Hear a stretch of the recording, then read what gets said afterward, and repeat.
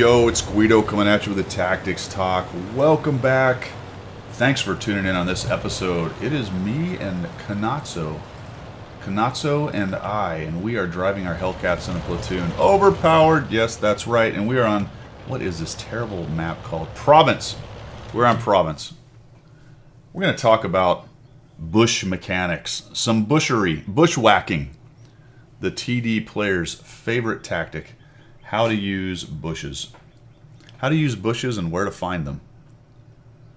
How to use bushes and where to find them. Platooned with two Hellcats. We are bottom tier in a two-tier battle, and we're on this terrible, terrible map that supposedly they fixed and made better, but they made it the same.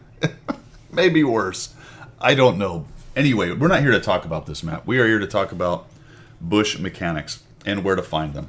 Well, I can't go over all of them for all the maps. We are here on Province, and we're going to talk about this particular one right here. There is a similar bush on the other side, which provides some of the same capability for shooting into our guys going up the hill. But I'm going to come to this bush right here, which is well protected by all these rocks. And I am waiting for guys to come up this hill, and I'm going to punish them as they come up the hill and turn left. Now, look how close that is, right?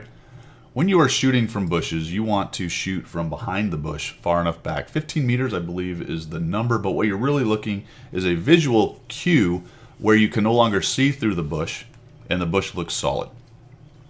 That allows you to fire without losing the bush as camo,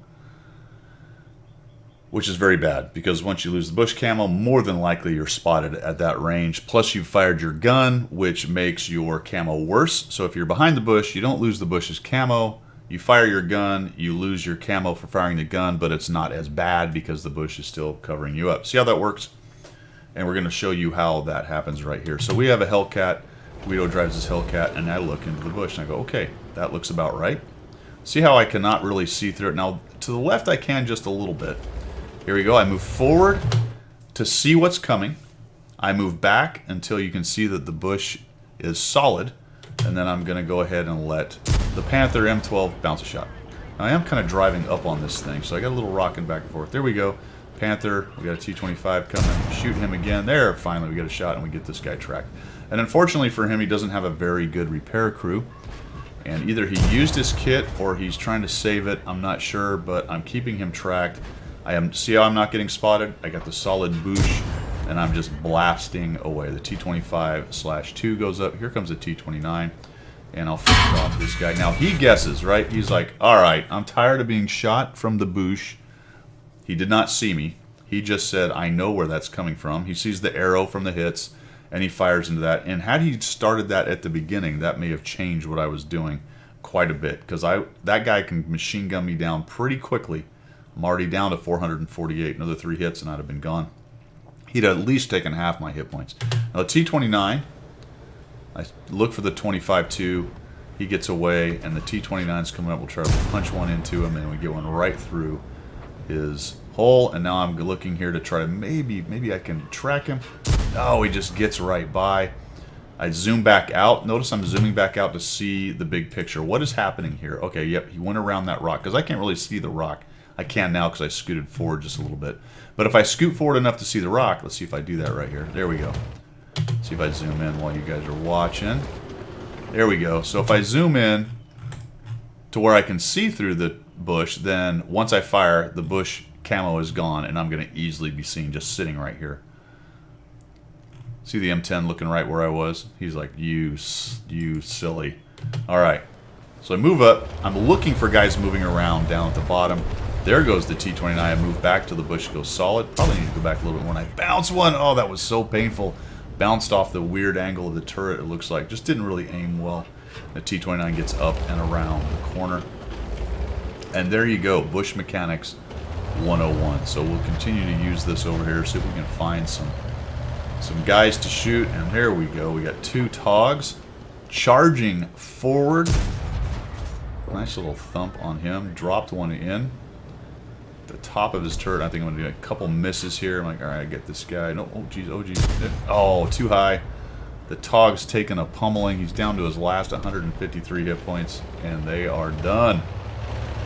Done. So I'll move up here. I'm looking to see what's moving around. It looks to me, because I've been sitting here the whole time, that the majority, if not all of the enemy team is still up on their cap up there. Otherwise, I probably would have seen them go by. Or as I poked out here, I would have seen them potentially moving around down by their cap in case there was one still down by the buildings. There could be somebody down there. There certainly could be somebody down in this area here, bushed up, so I do want to be careful, but I fired a couple times, nobody saw me. And I'm just taking little pot shots at these guys. There's a shot at the T-25. And now we got the Steyr WT sitting right there. Oh, by the way, they're inside my spotting range, so I'm collecting some spotting damage here as these guys get hit. That guy's probably lit by the dudes up top because he's behind a bush. But the Steyr was out in the open, and now it is time to go. We have a huge advantage, and now I am pushing out of the bush. And I left this part of the replay in here to talk about it because that's the other part of driving a TD. Granted, this one has good mobility and a turret, so it's better able to do things like this. Notice I don't go through the cap circle. I don't want to let them know anyone's down there. That's on purpose. That way they don't know someone's coming up here, even though they can probably guess based on their getting rolled up. But I left it in here to show you that the W key is a functional key for a TD. And after you bush camp and use your good bush mechanics and assassinate people right and left who can never see you, then you can move up and start collecting hit points because you took a long time and very carefully reduced their hit points. So why not move forward and take advantage of some of that? Here we go. We'll just shoot the Thunderbolt. We drop 250 on him. A little high roll, nice to do. He's coming at us. Somebody bounces or misses, and we take him down. And now all that's left is a Skoda, and fantastic, just artillery. Let's have a good time with artillery. All right, M4, here we go. Yep, there's you. And surely I'm going to get a kill on the M12. So let's move in here. I really expected to just get shotgun blast. Come around this corner. I bet he's right. Oh, he sure is. This is going to hurt. And we'll kill. No, we completely miss. Get blasted. And down he goes. At least we got the spotting at the end of it right there. Another 350.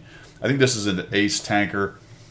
2,536 damage, 2,635 assist. But just, I think, a solid discussion on bush mechanics. That is how you do the bush thing.